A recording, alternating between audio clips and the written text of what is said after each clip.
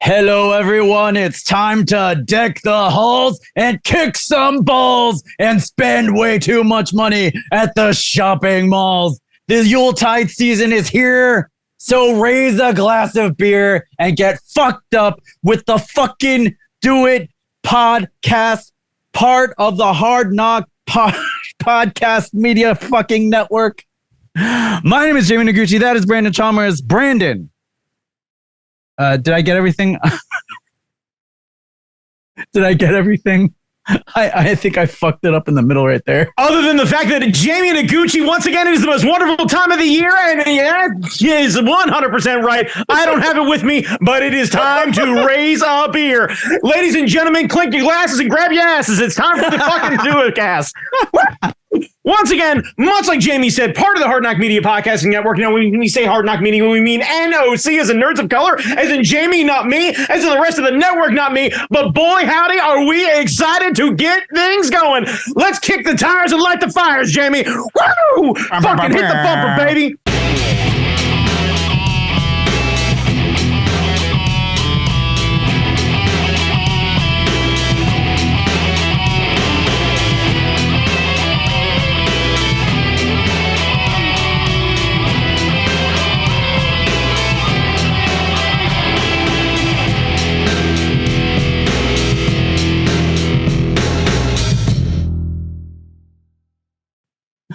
Oh man. So normally after we have a break or a vacation, we talk about it, we recap. But before we get into this, the last time we spoke, at the very end of the podcast, I got a sense that you had some opinions on a certain someone about certain things that they create, and I would like to spend some time now. So okay, for the record, we hopped on the podcast. We hopped on the call for the podcast. There was no preface to this, no prompting, no warning whatsoever. No warning. I genuinely do not remember the last thing we talked about the last time you and I got together. So I am going into this raw. So if it takes me a minute to spin up the dynamos, I apologize. What the fuck are you talking about? I think you'll spin up right quick. We are talking, of course, of SpaceX's very own, Tesla's very own, Twitter's very own Elon motherfucking Musk. Now, we here at the fucking Do It cast do not encourage bullying unless you are bullying a corporation or a billionaire who has his head straight up his ass. Punch up. Always. So, at the always punch up. If you are punching up, I do not mind you being a dickhead. Yeah. Know this, understand this. Just know that if you are punching at someone, I am under the impression that you are punching up. If I find out you are punching down, I will punch you instead. If we ever get to the part where dunking on Musk is us punching down, we don't have to do this podcast anymore. We could just buy a mansion. I mean, somewhere. I still will. I mean, but we'll be living in a mansion somewhere. You'll have one wing, I'll have the other wing, Seuss will have the middle wing. It's fine. But I got a little taste, a little as we were logging off. You had things that you wanted to get off your chest, and I felt Which part are we talking about? Do you want to talk about Twitter being a dumpster fire? Do you want to talk about the fact that he opened up self-driving to absolutely every Tesla fucking user? Like somehow we're all not going to get run over by poorly made Teslas? Have you seen the panel gap on a fucking Tesla? Are you out of your goddamn mind? You're going to trust somebody who can't seem to measure a door jam to fucking program a car to self-drive? Jesus fucking Christ. And let's not even talk about the fact that he's not a genius. He's not a genius. He is a goddamn rich kid because his parents owned a South African diamond mine. He comes from blood money, and you altruistic fucking battery-loving motherfuckers have the audacity to give people who drive fucking classic cars, which are, by the way, carbon neutral at this fucking point. I'd be better off buying a 71 AMC Pacer and driving the thing with smoke pouring at the back, looking like fucking Garth Elgar from Wayne's World for the environment than I would be going out and buying a brand new Tesla, you fucking pumpkin spice latte sipping fucking douchebags. God damn it. And then you have the audacity to fucking shout about goddamn free speech as if it's freedom from consequence.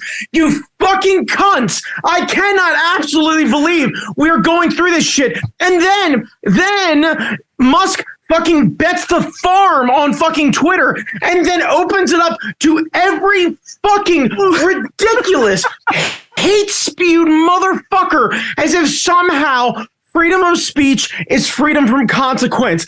Bitch, if you say some shit and it incites someone to do something terrible, you're responsible. It goes past freedom of speech then. Yeah. You are way past free speech. You have to fucking understand that. When you hate monger like that, at that fucking level, with that level of fucking audience, dumb people gather. Dumb people gather. All the fuck. Have you seen a monster truck rally? That is not an intelligent group of people. No one's wearing ear protection. The second you hit 12, suddenly they take the earmuffs off. As if somehow your ears are not going to be fucking affected by Gravedigger. God love Gravedigger. God love the Anderson family for everything that they've done for monster trucks and every little kid's dream of riding a giant fucking truck over top of another giant fucking truck. Oh, yeah. But God damn it, hearing protection. Like you. So Mike, you deep fried moron. Hearing protection. So I swear to God, it's like the second you decide that the Zac Brown band is your shit, like the idea of protecting your ears from, and like, I get it. It's a little bit of chicken fried. My ears, they're a little bit of chicken fried. Fuck. I'm not here to beef on Zac Brown. I'm not here to beef on Zac Brown. He looks too much like me. I'm not here to beef on Zac Brown. Doubling back to that fucking South African monster.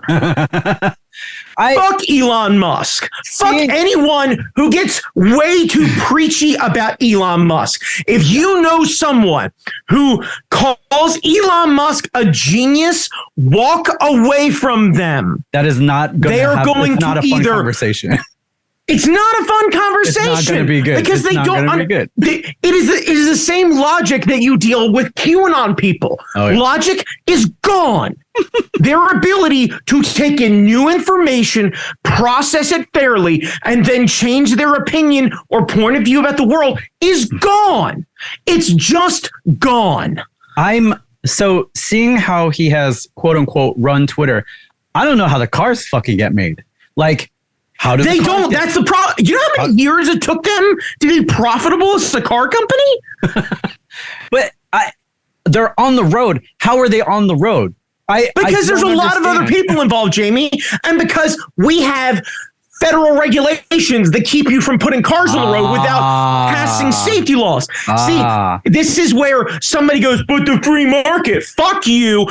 Thank God the National Highway Administration, as much as I fucking hate the idea that speed limits are still 55 miles an hour on most highways. Fucking Christ. Oh my God. Look, like, Sammy Hagar was right about that one thing and that one thing only. I cannot drive 55. I'm saying it right now outright. I never have. I never will. I won't do it. God damn it. Oh, God. Fuck. Speaking of Cabo Wabo, can't seem to fucking process reality douchebags. Let's get back to Elon Musk. He has a bunch of people around him who make that car company happen because they're all greedy cunts who want to make all of the money humanly possible. And we all glommed on to the newest, shiniest thing. And by the way, let's not even fucking double back to the idea that our power grid can't handle all of these EVs. Yeah. We haven't solved the problem yet. Yeah. We can't even get right now we are in a debate about the railroad system, something that was built in the fucking 1800s that has not been updated since the 50s. That uses technology at best from 1974. But we can't seem to agree on the idea that these poor people deserve PTO, but somehow we're going to revamp the entire national power grid to fucking compensate for your Tesla, by the way, the one that you can't afford. And oh, hey, Jamie, you know what happens to a 10-year-old Tesla? You know how much the new batteries are? Isn't it you want to take a guess more than a new car? Like, isn't it like 10? No, it's exactly as much as a new car, and that's the fucking problem. You cannot treat transportation like an iPhone. You can't. You can do it with $1,000 object. When you get into something that costs $40,000, people can't afford it. And this sort of thought process where we're not getting into other alternative fuels and other options and encouraging people's right to repair, we are absolutely encouraging the wealth gap that is already way too much as a fucking problem right now. How the fuck do you, as an adult, make, let's say reasonably, considerably, you and a partner and have a kid, and you both are working retail jobs, and maybe you're making conservatively 35, let's say, be kind and say $40,000 a year. How the fuck do you afford at $80,000 after taxes a fucking mortgage that is minimally $1,500 a month on top of insurance, on top of food, and then put in a $40,000 car? And by the way, that means only one of you can fucking putt around town. Yeah. So how the fuck do you work that out? Then you need 2 cars. There's no way you can ever get right side up on any of that. And no one buys used EVs because they're terrified of how much the repair cost is going to be. It's just not viable yet. And the idea of thrusting it upon everyone else instead of finding other alternatives is fucking ridiculous. We abandoned the idea of reusing restaurant oil for diesel vehicles. We abandoned the idea of hydrogen cell vehicles. We abandoned the idea of propane vehicles. And instead of lowering the power levels of most cars and realizing that most vehicles only need about 100 horsepower and probably could be, by the way, half the size. You do not need all-wheel drive. You do not need an SUV. You do not live in the fucking Antarctic. You live in Maryland. All you need is a Hyundai accent. I'm sorry. I know it's fucking degrading to you. That's all you genuinely need. Okay? I'm sorry. It's just fucking true. Like, if we all had cars that got 60 to 70 miles a gallon because they were 1.4 liter 4 cylinders or turbo 3 cylinders, we'd all be better off and we'd all be in a better place. God damn, like, it fucking drives me nuts that we suck this fucking douchebag's dick. And once again, by the way, right along with Bill Gates, how is it all the money in the world and the 3 fucking richest cunts I can think of, fucking Bezos, Gates, and Musk, all have shitty haircuts? How? I don't know. How? All the money in the world, and you can't. You're telling me that Steve Carell can be better looking than the 3 richest cunts on the planet? Are you kidding me? Why are there no attractive billionaires like that? What the fuck? Richard Branson can get Branson. He's got that salt pepper thing. He's got to look. No, it's not for me, but he's got a thing. The problem with Branson is that he is a Bond villain. Yes. I can't unhear it. I'm telling you right now, Branson's a Bond villain. Yeah. He's an outlier. Yeah. He's an outlier. Like, take it to somebody who's asymptomatic for COVID. I know what it's like to be an outlier. I shouldn't get away with that shit. I play way too fast and loose with bourbon and cheeseburgers to suddenly not have COVID do a goddamn thing to me. Life's not fair. Branson's an outlier. Doesn't count. Yeah. I'm You weren't wrong. You weren't wrong. You weren't wrong. I just said, like, I opened the door and you walked right through. I fucking Jean-Claude Van Damme that fucking door off the hinges. God damn it. And like, I'm not even part of Twitter, so I hear about Twitter secondhand from people, but hearing about my wife being on Twitter and she's like, well, I was just forced to see Kyle Rittenhouse's tweets. Why is that in the algorithm for people in general? Like, if you want to build a platform that makes money, you give people what they want. It is not a difficult thing. Feed my wife every bit of art content and fucking, trans positive shit and everything that she is like 100% fucking here for. Don't feed her Kyle Rittenhouse and fucking Ted Cruz. You're going to chase away your base. Like, look, once you are left with nothing but fucking right-wing trolls, all they're going to do is kill each other. It's the adage of, like, you put rats in a bucket and you leave them long enough, you're going to end up with one rat. Well, most of the advertisers are gone. Right. And Apple is threatening to pull it from the App Store. So, they should. I don't understand. I don't understand what's happening. But also, like, his fans make no sense to me because he's not going to give these motherfuckers any kind of money. No. Like, there's nothing that he does that is going to benefit them in any substantial kind of way. No. And there are people falling over themselves to, like, defend his ass. It's like, well, he builds rockets and lands them backwards and he builds cars. He didn't do that shit. No, he didn't do that. He paid someone else to do that. He paid someone else to do that. And I feel like at that point, you need to be a bigger fan of Bezos then, right? Yeah. Right? Like, because he made that Lord of the Rings series. If you're a big fucking fan of Middle Earth and you like diversity and you like furthering all this shit and you like fucking Tolkien, shouldn't you be fucking glomming on Bezos' balls? Calling him why is no one calling Bezos a genius? I don't know. Is it because they're too afraid of him? He's not eccentric enough? I don't know.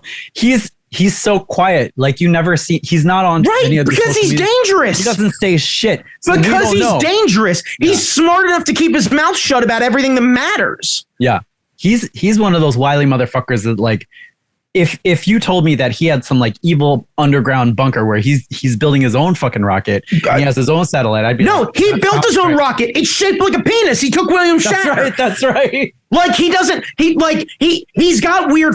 Like, on the plus side, you know what? To Bezos' credit, I've been shouting about rich people and having a pool in the shape of the thing that they got popular for. Bezos got popular for selling books. It's not a great shaped pool. Now, what is a flex for a rich guy is traveling to space in the thing you love most about you. And Bezos loves his dick because he was willing to give up half his fortune for it. So clearly he loves his dick. Did you see the thing with William Shatner on his He wrote about reflecting on going to space, and he was like, this was supposed to be the greatest thing for me. And I looked at the infinity of space and I saw death. And he got real sad. Yeah. Turns out when you're an asshole and you look back at Earth and all you see are people who don't really care for you, just tolerate you, you get sad. Maybe he should have been nicer to George Takei. Oh my God. Just a thought. Ah, yes. Like, maybe he shouldn't have been such a cunt to Leonard Nimoy. Maybe when he blasted off to space, he'd have felt a little better about it. Yeah. Maybe he would be more hopeful instead of like... Right, yeah, right, it was right. Turns out going to space just happens to really highlight when you're a fucking asshole. We should send more people to space. We should send more people to space. So I'm still on Twitter. Why? It's mostly because it's mostly for advertising, but also to answer random art questions, which I've been getting a lot of interesting answers to. Okay. So like I'm sticking to my very small community of nerds. Okay. Sorry, I should double back. My question of why sounded accusatory. That was not my intent. My question is more of a knowing what you know. Yeah. What's keeping you around? Yeah. Because ultimately, like, I use Instagram. I still use Facebook. I'm not like, I'm not pro Zuckerberg, but also I'm not confused that he's making money on me. Yeah. I've come to grips with the idea that he makes money on me. I bailed on Twitter years ago because of people, right? Because of people on Twitter. More importantly, one person on Twitter. But like, the reality is still there. I don't really care. But knowing how they tend to operate about being fickle about shit like that, probably not. They probably bailed on it, honestly, like a year after I bailed on it. Yeah. But that's not the point. The point really is like, I debated going back, and then all of this stuff started, and I was like, maybe this will be interesting. And then what I remembered is that, no, Musk is a rich guy who can't seem to keep his mouth shut. So it's like every wrestler when we find out their political views. Yeah. They're rich white guys. Of course they're shithead Republicans. Why am I confused by it? Why am I surprised by this? Yeah. But I stay on Twitter. I've met a couple of people there that are real fun to talk to and hang out with. And all these other places like I'm not going to Mastodon because I can't figure that out. Hive is cool as shit, but it's slow as fuck. Like it is slow as fuck. But to my understanding, it's only 3 people doing the thing. There's the CEO. She's doing all the facing stuff, and then there's 2 devs, and that's their team. And right. I don't know how, given how many people signed up over the Thanksgiving holiday weekend. Yeah. I can't see how they're keeping up. They're going to have to figure out a way to really monetize, and hopefully the ads that they have on there really have jumped up, and it's given them the capital to be able to expand their team. And hopefully a lot of people stick it out through their growing pains of bringing people on and bringing people up to speed. Cause like, they have an investment thing where you can like, they set up a crowdfunding fund to help. They didn't go to like venture. I don't know if they've gone to venture capital yet. I'm sure they have. I'm sure at the very least, I'm sure ventures approach them. You don't gain millions of users over one weekend and not have somebody who has the title entrepreneur sniffing around your doorstep. Like it's just that's bound to happen. Now, the question is it going to be someone who is equally shitty and okay like Mark Cuban, or is it going to be some fucking like crypto guy who managed to cash out before all this happened, who's just trying to ride the next wave? I hope they are able to build it into something stable, because it has a lot of nice features. It feels like Instagram plus parts of Twitter combined into something that isn't fucky yet. Yeah, right. Yeah. Right. Look, there's a trade-off here of it's going to have to change because it's going to need to make some real money to be able to function. Yeah. And I'm not confused by that. Yeah. The question is because they were able to operate as 3 people for so long, the question is, will they be able to do this if they are 20 people? Yeah. I hope so. I mean, right, because they can recruit from Twitter because all their engineers got fired. So fuck it. But do you want that?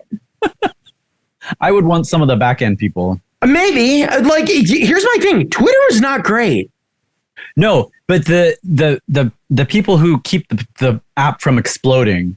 Sure, like maybe. Those engineers, you would want a bunch of those people. Right, but how do you keep those people from turning Hive into Twitter? Yeah, that's a good question. I don't know. Because that's the thing is like, I can't disagree with you of like, you bring a few of those people on to triage in the meantime. Yeah. But you've got to fucking rein those people in because they know how Twitter works. Yeah. That's it. Yeah. And when someone is a roofer, they know how to do roofs. They might be handy with some carpenter tools, but they can't make cabinets. That's true. And right now, the difference in between Twitter and Hive are kind of roofs and cabinets. They're all kind of woodwork. They all use your hands. They all have kind of a similar structure, but like, it's a different animal. It's a different mentality. It's a different thought process. Like, I don't know if I'd want a lot of the Twitter ideas fucking squeaking their way into Hive. I would want some of the back end people just to make sure the servers are running. Yeah. Things are loading. You don't run out of space. Like the backbone people. Those are the people I would be recruiting. Right. Yeah. Like all those fucking engineers who are like, well, we put this here. We don't know what it does, but if you touch it, it's going to explode. Like, I want those people. And I would argue that I would want someone, if I interview those people, I want the crotchetiest one. Oh, yeah. Because what I need is someone to fight me on all of the other ideas. Because near as I can tell, the people who got let go from Meta, the people that got let go from Twitter, a lot of them were allowing this shit to happen because they wanted to keep their jobs. And that's fine. They'll find work somewhere else. There will be a lot of companies out there that will see you working for Twitter and know that you can deal with that level of shit, and you're going to find work. Yeah. I feel relatively confident that these people are going to find work. Yeah. But I want the fucking angriest ones. Yeah, because they'll keep the ship right. They'll keep it rolling. They'll keep and they're going to challenge all of the terrible ideas. Yeah. Yeah. They're going to like, why do you want to do that? Why are you doing that? Why? What the fuck are we? Why are we doing this? Right. This was a terrible idea when I did it, the fucking Bluebird, and it's a terrible idea now. You need a no man, and Brandon, you and I have fucking hell good experiences being. Hire me to fucking just. You know what I am? I'm not a secretary. I'm not an assistant. I'm a bouncer. I'm an idea bouncer. Yeah. Like you physically sit me outside the door of the CEO's office or whomever makes these decisions. Yeah. And people send emails. You know what the emails do? They come to me first. I send everything through. You want to come to the door? You got to talk me into it. What do I know about it? Don't know. Explain it to me. Because if you can't explain it to me, you don't fucking get in. It's that straightforward. Like I live by the code that if you can't explain what you want to do in one sentence, it's terrible, it's illegal. Done. Fuck off. Fuck off. Shit. Literally all I'm going to do, I'm going to set up a small gym right outside of the office. And when you show up, I'll decide whether or not I want to put something with sleeves on. I'm going to grab a Nerf bat and you're going to have a shot clock where you get to explain to me why you get to sit in and go talk to the boss. You want to watch things get done? Holy shit. I'm going to fucking goal keep everything. Watch that shit happen. Right. What do you got? Oh, that's good. By all means, open up the thing, hold the Nerf bat open, walk them in. Hey, boss, this is actually a pretty great idea. Sit down, take a thing, and all I do is I watch a light bulb above the door, little switch at the bottom. Right. And just when the boss decides they're done, if it happens before it happens, I walk in. All right, let's go. And if you challenge me, know that you challenge me. Everybody's signing waivers. I'm not interested in non-competes. I'm interested in competes. You have to fight me. Oh my God. That's how this works.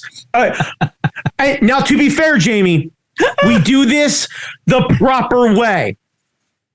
You decide one of two options.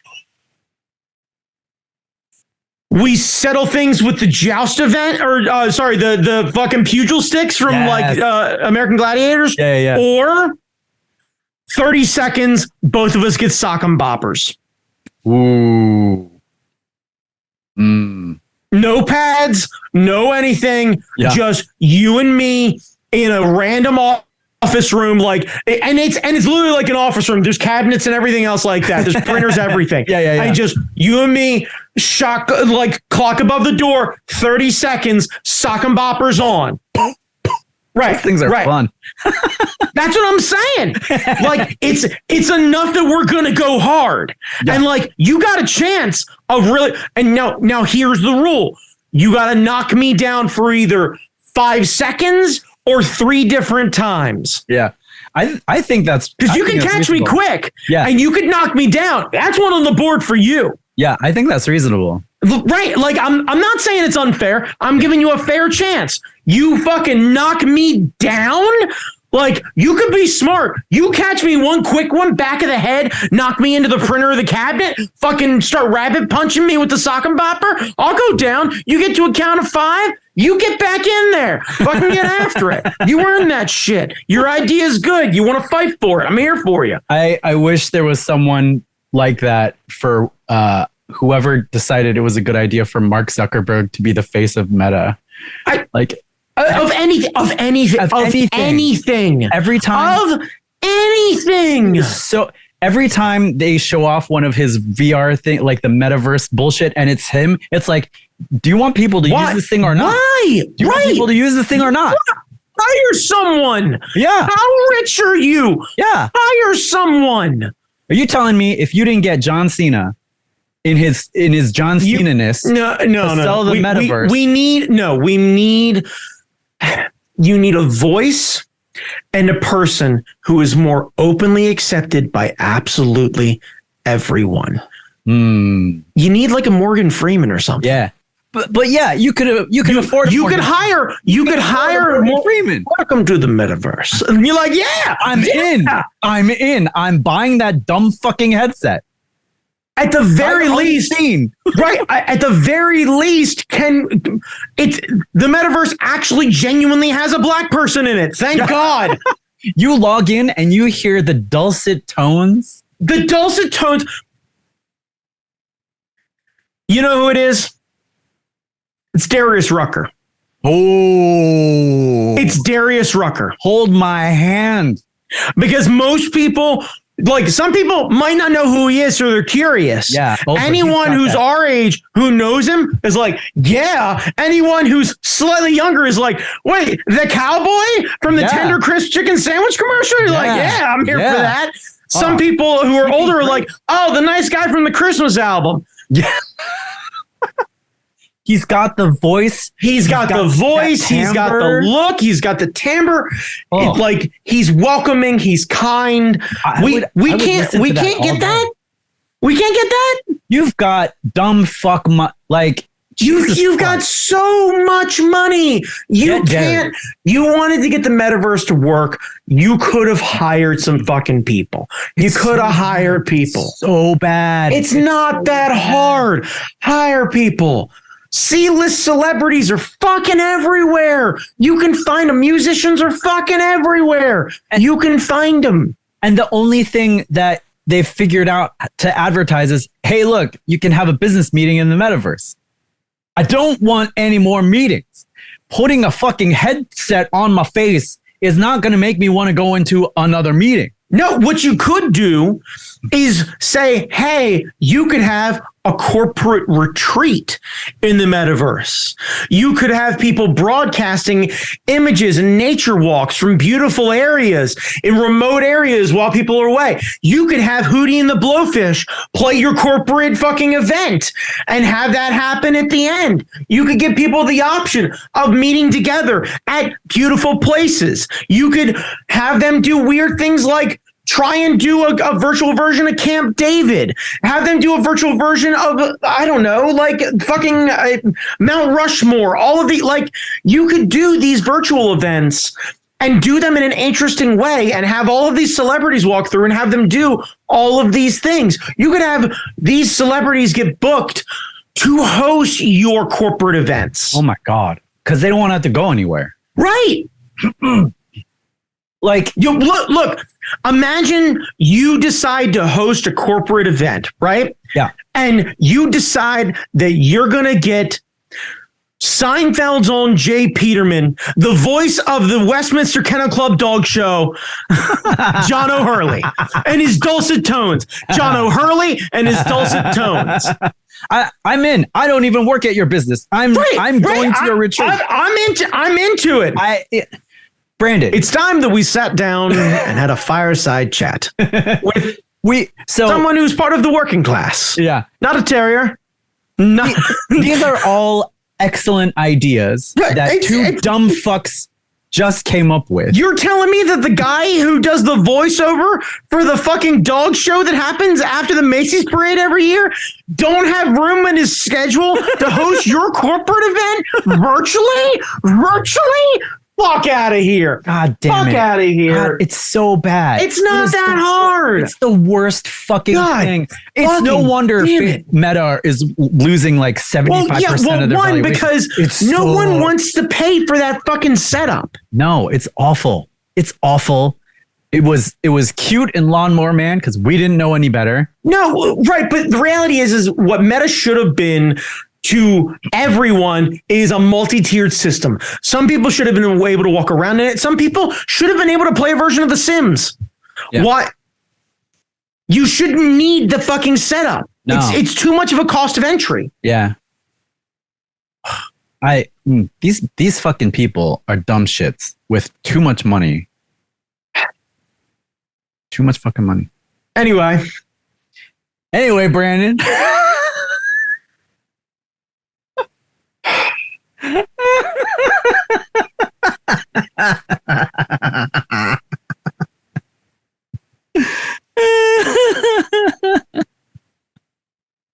Welcome to the Bully Billionaires cast. Yeah, fuck billionaires. There shouldn't be any. Eat the rich. I'll be first in line. How was your holiday season? Wait, hang on. Have we actually started the show? Did we hit the bumper way in the beginning? Yeah. Okay, cool. Just making sure. Yeah. We didn't stop for very long, so that's why I wanted to ask. Yeah. How was your holiday? Are we talking about Thanksgiving Day itself? Yeah, I mean, we had mine isn't very interesting. I worked the entire time.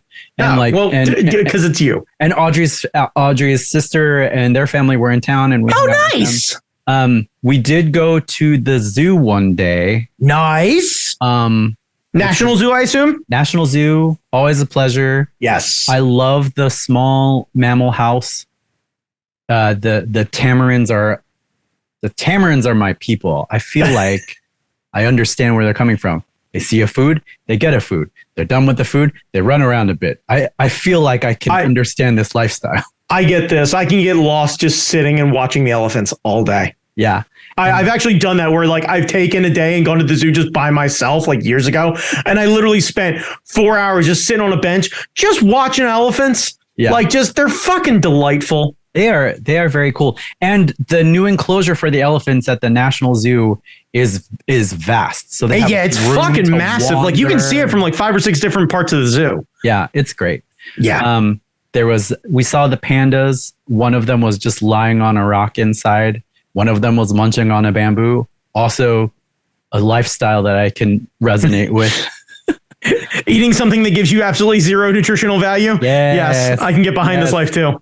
And then the other new thing, there's a new museum in DC called the Word Museum.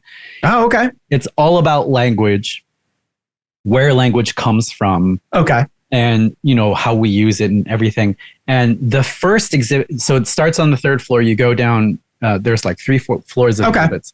The first one you go into, there's this giant globe in the center and these little iPads set up around it. And each iPad corresponds to a country that's in your field of view.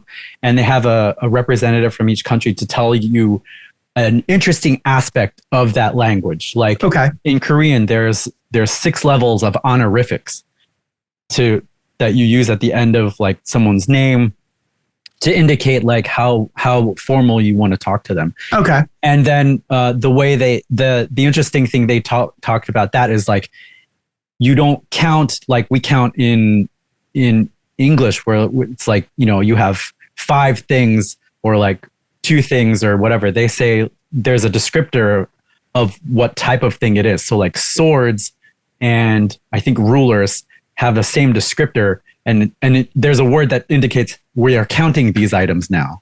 Okay, I gotcha. So it's a counting sword as opposed to a cutting sword. Yeah, it's like you can't just say I have 3 pens. You have to say there are 3 pens and we're counting pens now. Like okay, I gotcha. Gotcha. Andrew Dice Clay rules. Yeah, I'm counting pens now. Right. I'm over here now. Now I'm over there. This is crazy. The idea of a Korean Andrew Dice Clay not actually being funny, hey, just honey, being Korean. What's counting over here, honey? Anyway, sorry. It's a really cool exhibit. At the end, neat. At the end of each presentation, the globe lights up with like a little thing. Like for Hawaii, they tell you how to pronounce the huku huku nuku nuku apua'a, their fish, and the thing lights up with a fish in it. Oh, that's cool. And the sword one, there's sword. So like it's really cool. It gets you into the idea of the thing. And then the next exhibit is the word wall, which is this absolutely phenomenal thing. There's like thousands of words in this giant wall. They're tiny at the top, they're huge at the bottom, and they represent how often that you use them. So words like it and the are gigantic. Right. I gotcha. But words like onomatopoeia are super small. They're kind of up there. I gotcha. Yeah. And they do this light projection mapping thing and discuss the history of the English language, how we've borrowed a third of our words from, France and, England, but then some of our words are onomatopoeia, and then some of the language that we use comes from teenage girls and stuff like that. So it and once you're there, you're in. You're ready to go to explore. Nice. The Word Museum has a trailer online on their website, and you look at this trailer and you're like, this is some cool shit. It can't possibly be like this. It is exactly fucking like that. That's very cool. There's a library. You pick up a book, you put it on a thing, a light projector goes off and projects stuff on it and tells you about the book and like different aspects of the authors and all this kind of shit. So next time you're in DC, we need to go to this place. Hell yeah. It's free. That's awesome. It's free, and you can spend all day there. And it's only 3 floors. That sounds very cool, though. Yeah, there's a paid exhibit at the top where it's sort of like a mystery thing, and you're given a bunch of items, and you have to figure out different things. So we're probably going to go back there at some point. But that sounds very neat. Yeah. And then the rest of the vacation was like, everyone was having fun. I'm sitting and trying to catch up on work. And then we ate food. No turkey, thank God. I am not a fan of the turkey. But we got lamb from Lebanese Taverna. Oh, nice. Yeah. They had a holiday special where you get this big, chunky ass rack of lamb. Yeah. And it's seasoned well, and they got the rice with it. Nice. So nobody did any cooking. I mean, like they heated up a salad and shit like that. But nice. It was low key. Not very exciting. But the museum and the zoo definite highlights. Nice. That's very cool. How was the day? How was the day of the turkey? So Thanksgiving Day, right?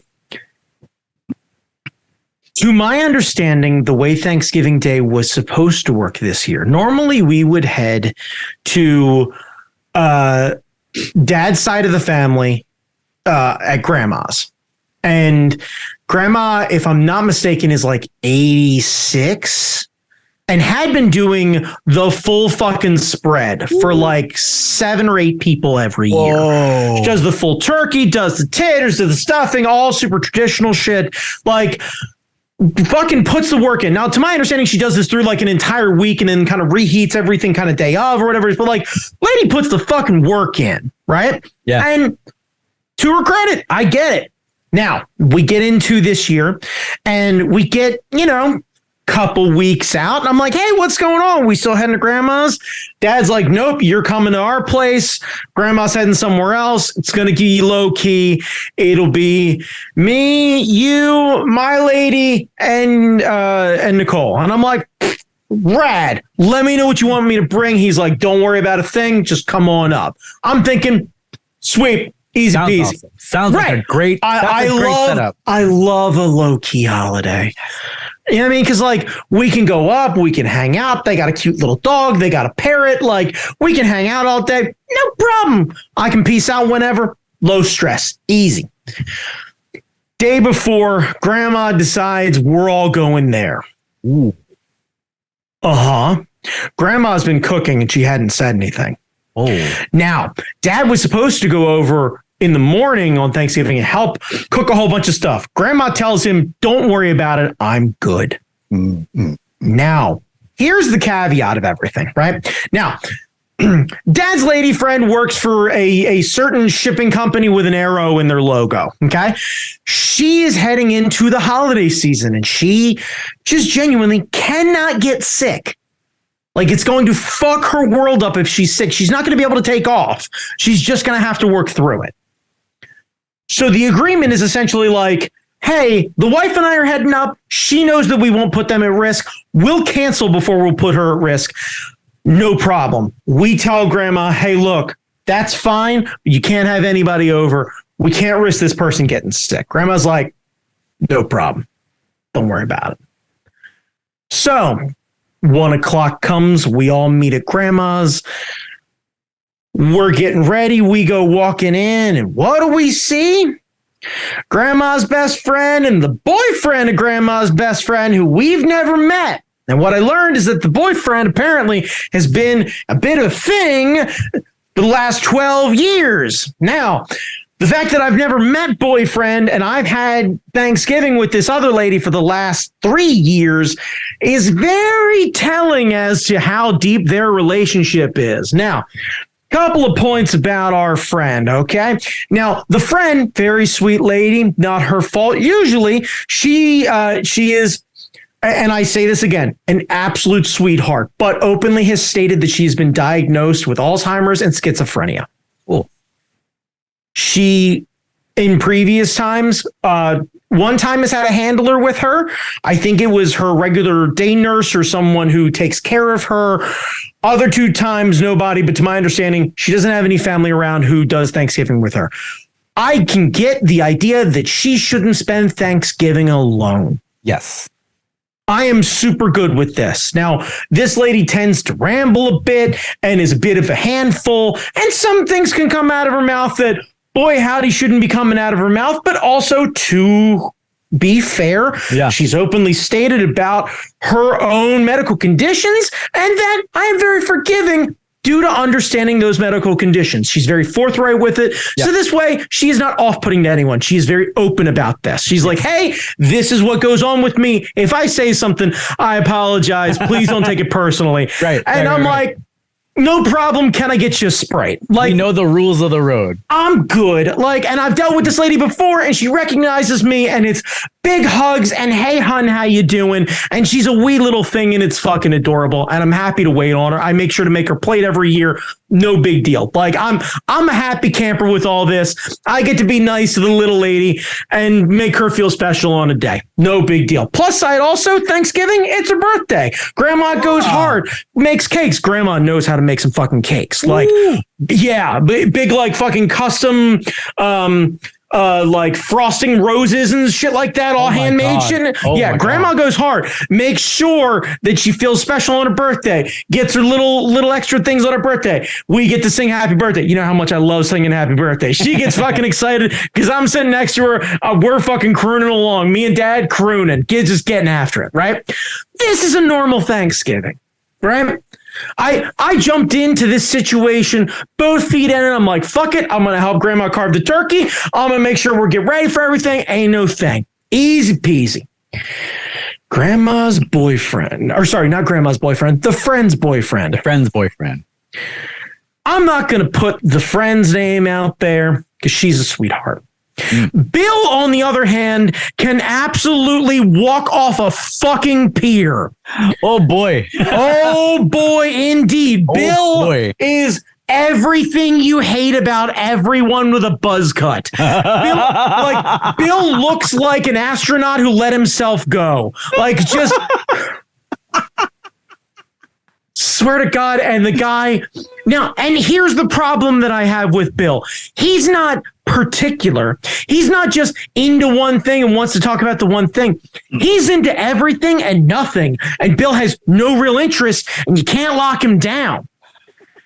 And Bill also loves to hear himself talk. What I've learned that Bill's into is Bill. He's very good. He's a thing. Good is not the word I use for it. You know, Jamie, he openly stated, now he found out my wife works in product, right? So he's like, oh, you work in product? Not having any understanding what the fuck that actually means these days. And goes, can you get things to market? I have a lot of great ideas. I immediately, without missing a beat, I'm sure you do, I got elbowed from Dad. Like, Please tell me more. Write them down, if you will. There's one that we managed to let slip out, Jamie, and I swear to God, we're going to walk into this together, right? The same way that I walked into it. All right? I got a lot of great ideas.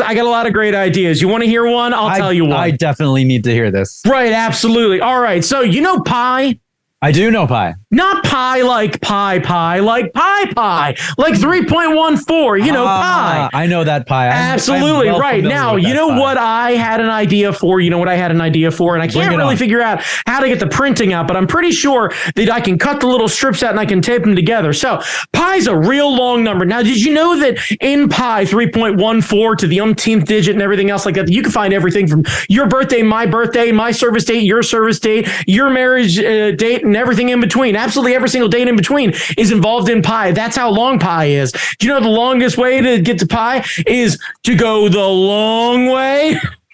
Anyway, so my idea, right, is that I take pi, I type it all out and everything, and then I print them out, right? And then I cut pi into strips, right? And then I get a bottle. And then I get a bottle, right? Because everybody likes bottles, right? Bottles are fashionable. Everybody has bottles in their kitchen. A lot of people put peppers in them and everything. Right, exactly, right? We drink from bottles. Anyway, so you get pie, right? And you put pie on the outside of the bottle, right?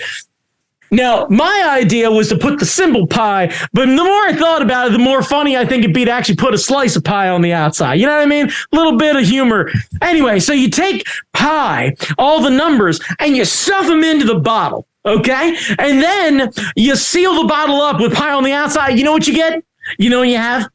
Pie in a bottle? Pie in a bottle, that's right. Everybody loves pie in a bottle. You need pie in a bottle. It's the absolutely perfect thing for your kitchen. I got a lot of great ideas. I'm going to tell you. I got a lot of great ideas. No, you don't. At this point, I have to stifle myself because my brain goes, you're using these words and you don't know what they mean. But I can't because I'm looking at Sweet Friend, who I'm it's her birthday. And I'm looking at Sweet Friend and she's looking back at me with the kindest eyes, kind of doing I know, but you gotta love him. And all I can think is, no, you might be in a situation where you need to love him. I just met this fucking speed bump of a human being because Jesus Christ. I know, Bob. Jamie, it took 9 minutes for him to explain that. Nine. You want to know how I know? Because I watched the clock most of the time and I look back up at the clock at minute 7 and all I can think is, how is he still talking about this? You gotta ask him to set up an Etsy store. No, because here's the thing. He's got a lot of great ideas, but he doesn't want to do any of them. He wants someone else to make pie in a bottle. He tried to talk my wife into making pie in a bottle. I don't understand. But Brandon, everybody loves pie. And then the most egregious thing, because you'd think sitting the rest of us through your fucking meandering stories and pie in a bottle, that'd be enough. But no. Bill's got an extra surprise. See, I like an extra surprise. Bill decided, I've never been on a jet plane, and about 6 weeks ago, went out to Las Vegas on my first jet plane ride. Been on a bipropeller plane, when they had the two propellers on each side and everything else like that. That was the last time I was on an airplane. Anyway, so I went on a jet plane out to Las Vegas visiting my brother. And here, you want to see a few photos? No masks. Just licking everybody. Jamie. Licking everybody. I saw photos of animals outside of car windows, cars outside of car windows. No, by the way, nothing in the Vegas Strip. I got to visit the suburbs of Las Vegas through the passenger seat of Bill's brother's car. Now, Jamie, do you want to know what then happened once we got through this? Because, by the way, I'm sitting across from Bill, right? I've got, me and Bill here, right? Wife's here. Bill's friend's here. Grandma's over here. Dad's lady friend, Dad, right? Head of the table, right? That's just us. I am doing my best to keep Bill's attention, right? Because what's starting over here is a very difficult conversation about Grandma on the other side and her health issues that are happening right now. Oh boy. Now, mind you, what we've got is while my loving other half's parents are separated, these elderly ladies know each other. They have history together. Nobody wants to hear about terrible things, but when something terrible happens, you want to find out what's going on. You care about these people. Even if you hadn't seen them in forever, you care about these people. Now, Grandma's friend, she's a passionate lady. She's kind. She cares. She wants to know what's going on. They're all in. They're tied in. They're having a conversation. Meanwhile, I'm keeping Bill on the periphery, right? I'm trying to talk about all sorts of shit. Bill shows me a 52 a 52 Chevy. I'm like, fuck, Bill. That's great. Remember the Tri-5s, the 55s? Oh, yeah, I have one of those. Great, cool. Let's talk about cars. Nope, Bill's not into cars. Well, fuck. Why? All right, so I'm trying, Jamie. I am trying to make chit chat about a grainy photo of a 52 fucking Chevy out of the passenger seat of Bill's brother's car. I am trying to do the Lord's work on Thanksgiving. And what ends up happening is Bill transitions to talking about his cat. And Bill has photos of his cat. Now, God love his cat, because you know what I learned his cat does? His cat bites him. Oh, no. All the time. And I've never, ever bonded with an animal I've never met more than Bill's cat. Because Bill's cat is my fucking power animal. He's my new favorite creature on the planet. If I gave a shit enough about... Right. The world hates you, and I'm going to remind you. Every time Bill leans over to pet the cat bites him on the hand first. I fucking love this cat. You might feed me, but fuck you. Right. Now, my favorite part, I saw 9 different photos of this cat and a 5-minute conversation, and I never learned that this cat's called anything other than cat. And that is a whole experience. I've never met a pet owner who doesn't give me a name. Yeah, that's what you do. This is my cat, so-and-so. Lucifer. Yeah. Like this is old Bitey. No. Yeah. Do you want to see my cat? Sure, Bill. Show me the cat. Shows me a picture of the black cat. You know, every time I bend down to pet him, he bites me. Oh, geez, Bill, he must be just ornery. No, I don't really think he likes me, but I pet him anyway. You know, Bill, I think this might be a microcosm. Yeah. Right. This might be a sign of why you have such great interactions with everyone. You don't learn that people don't like you, and you power through anyway. Now, let's get back to we've gotten past cat time, and Bill has been more toward the end of the Vegas conversation into cat time, flashing his phone toward everyone, but no one's been really paying attention. Yeah. Right? Yeah. I think Bill's getting frustrated because Bill's trying to hold court and they're trying to have an adult conversation. And then Bill brings up the geese that are in his yard, because apparently me talking about the cat being ornery reminded him of the geese who he argues with in his yard. And that's when while my wife was in the middle of having a conversation with her other grandmother, her father's lady friend, and the fucking Bill's lady friend, having a deep conversation about the physical status of a lady that everyone at the table cares about and has a vested interest in doing well, Bill chimes in with, have you ever seen these geese? These geese are majestic, but also really terrible, and they do not like being approached. And at this point, I watched everyone. You know how bad you have to be that a lady with dementia and schizophrenia looks embarrassed by your behavior? Because a lot of her behavior, she has no control over. And she looked fucking embarrassed.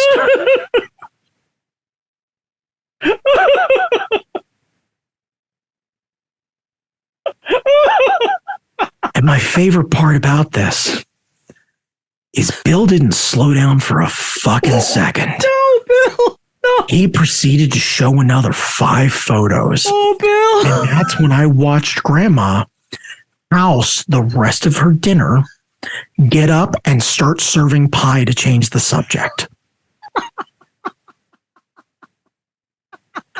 It was, I've never seen a fucking septuagenarian in an eating competition, but I watched a woman in her 80s destroy 3 pieces of turkey, at least a softball size thing of mashed potatoes in, 14 seconds tops.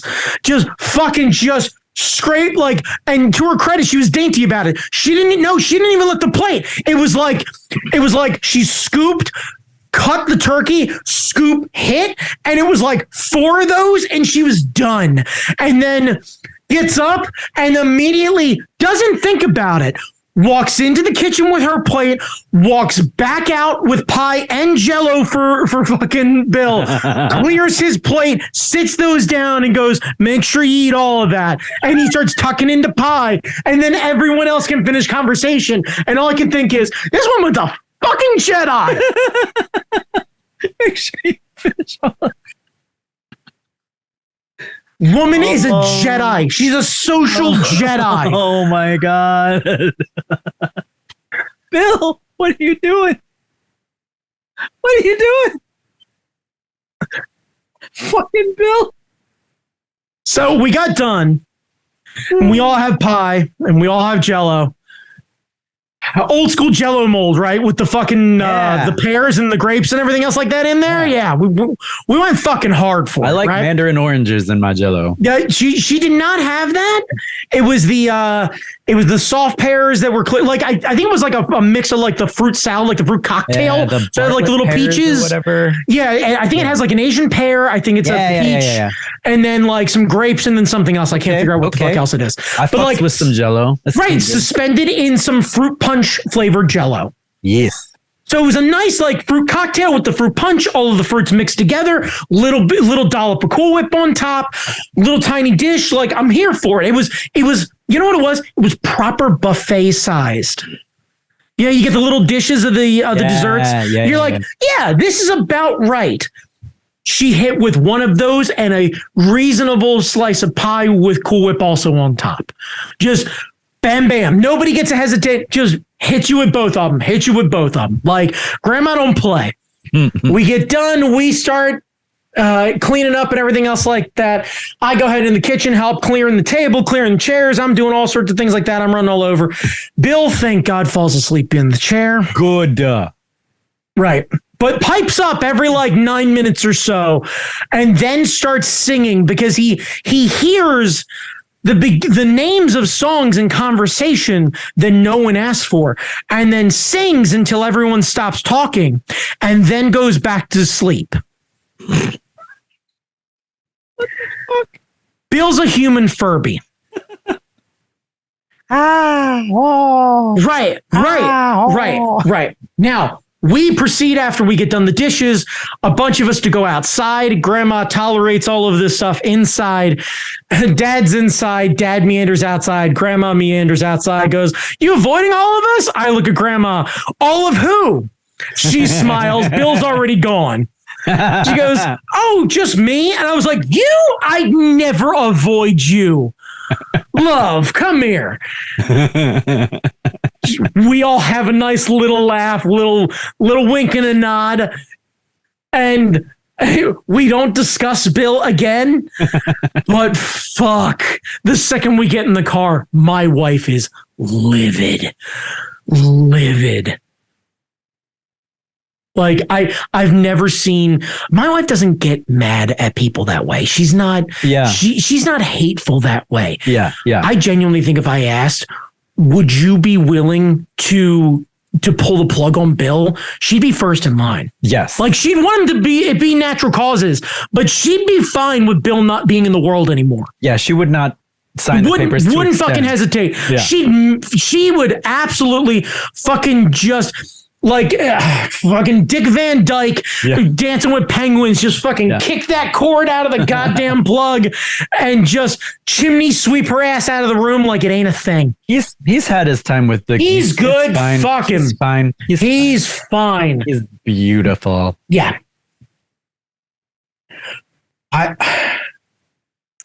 Wow. WOW.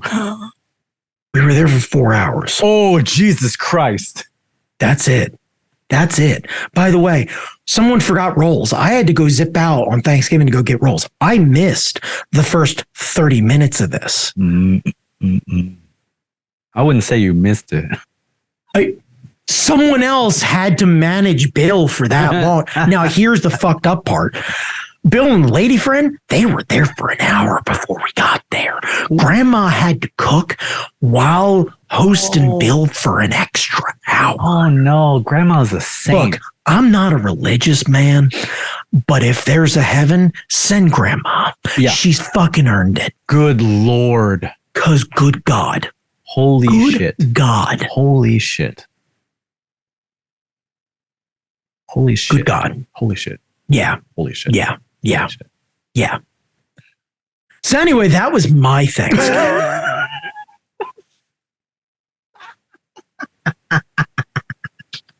Only thing I'm mad about is all I went home with are all of the extra rolls I bought. That's it. I had no leftovers at all. I got one plate and that was it. Oh my God. Oh my God. That is so fucked. Yeah. Fuck you, Bill. Read the fucking room. You fuck. Jesus Christ. Yeah. I can't with Bill. I can't. I literally told my wife, I was like, I swear to God, if I ever get like that, drag me behind the shed and put 2 in the back. Yeah. Like I'll sign a note. It's fine. No court in the land will convict you. Just videotape me fucking meandering around for fucking 40 minutes. Everybody be like, I get it. You're fine. It's fine. It's humane. It's a humane thing to do. To fucking send me over the Rainbow Bridge. Like, it's just, you're doing everybody else a favor. It's a quality of life problem for the rest of you. Not really for me, but mostly for the rest of you. Good Lord. Yeah. Fucking hell. Yeah. I'd be like a dog who can't verbally stop shitting on the floor. Like, it just. It's not good. No. I debated chloroforming this man. Jesus Christ. Yeah. Have you seen geese? You look at these geese. These geese are just the statement of, have you seen these geese? Have I seen the geese that live in your front yard? The premise of that question makes me love that cat even fucking more. God, the cat damn knows. it, do I love that cat? The cat knows. I wish the cat had a name. The cat needs a name. That's what I walked away from with this. Yeah. Because all I'm going to do is call it Greatest Cat. Greatest cat. Yeah. A well-earned title for a well-earned cat. We'll call him Sinjin. Sinjin the cat. Sinjin sounds good. I'm good. I fucking Named love after this. Airwolf. Fucking cool. Done. Here for it. Sinjin the greatest cat. We salute thee. Good Lord. Long may you bite that fucking douchebag. I hope you outlive him. all the way through. Just keep biting in the same spot, and there'll be a nice little hole. I hope that cat gets the opportunity to watch him hit the ground as he grabs his chest, and that cat gets to spend at least half a week eating fucking Bill. Like that X-Files episode. Just fucking chowing down. Start with the soft tissue, work your way through. The eyes are good. The eyes are a great place to start. Gray matter's a tasty fucking meal. Get after it. Do it, St. John. Do it. I believe in you, St. John. The greatest cat. I like to believe that cat is just strictly living just to outlast Bill to turn him into his last meal. Like, just those two have some sort of weird death pact where it's like, I'm not going. It's what the fuck is it? It's I can't remember. Is it Jefferson Lives or whatever it is? Is it Hamilton and Jefferson where they were fucking arguing and then one of them died and the last breath it was like Jefferson Lives? That cat is absolutely living to spite Bill. He's going to collapse in his kitchen, in his what I assume to be almond colored kitchen from 1971. Almond colored. Oh my God. Just gonna collapse, grab his pocket protector, hit the floor. Cat's gonna just wander over. Meow. Meow. Pause, up on two paws. Fuck you, Bill. Spit in his face, eat his eyes, leave. Just leave. Fuck you, yeah, fuck. Wow. That was amazing. Thank you. That's the 100%, unfortunately, true story of my Thanksgiving with Bill. I'm very sorry, Brandon. Yeah, may he never show up again, because genuinely, you know what the funny thing is? I watch my wife almost yell at this guy, and all I can think is if she yells at him, right? My wife has the perception of being a saint around her family, and she should. But that means that I have to escalate because my wife can't be the bad guy in this room. I have to be the bad guy in this room. Which means whatever my wife says, no matter how heinous it may be, I have to step the bar up. I believe in you. I believe you. And I know I'm that guy, but the idea that I needed to, at a moment's notice, watch my wife go, listen, motherfucker, and me immediately go, all right, that's it, and flip the whole fucking table over. Because I have to one-up her. Because I have to be the bad guy who's like, you out. Right, I'd have to fucking I would have to put him on my shoulders and carry him in his pot belly down the split level stairs and out to his fucking car. I'm out of options. What else am I supposed to do? Devon, get the table. Right. I put him through the table. What? Because I would have to. All it would be is me staring blankly at Bill. No one wants to hear your stories. No one likes you. No one has liked you since we've been here. I'm pretty sure in the last 12 years, you and the missus over here have been together. She hasn't liked you. You're the most depressing man I've ever met. And I really, really hope you don't make it to Christmas. And then proceed to eat the rest of my potatoes and watch everyone else look at me like I'm a fucking monster. Because what else am I supposed to do? Exactly. And when someone goes, Brandon, I'd go, no, fuck that guy. That'd be good. That would be really good. Right. Because what else am I supposed to do? Like, I got to go full Dexter. Like, it's my only option. Yeah. Now I'm sad that we didn't get to do Sheetsgiving. Oh, man. Yeah. Bravo. I have had quite the family-filled weekend. So I am. Lord. Yeah. I am tapped.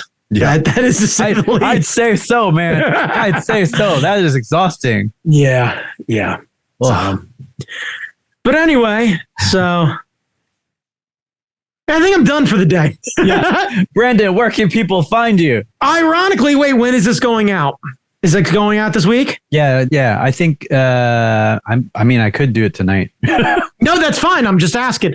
You can find me on Instagram at That Guy Chalmers. But more importantly, you can find me at my triumphant return to Super Art Fight at the Black Box Theater in Silver Spring, Maryland, as Super Art Fight takes on Flying V Wrestling.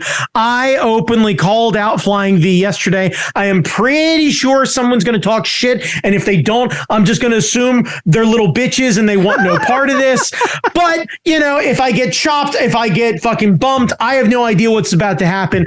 All I know is the stripes are coming back on, and I have definitely been doing way more curls than I should. So I am fucking ready to throw down. Nice. Ready to throw down. Jamie Noguchi, where can they find you? A lot of places now. Jesus Christ.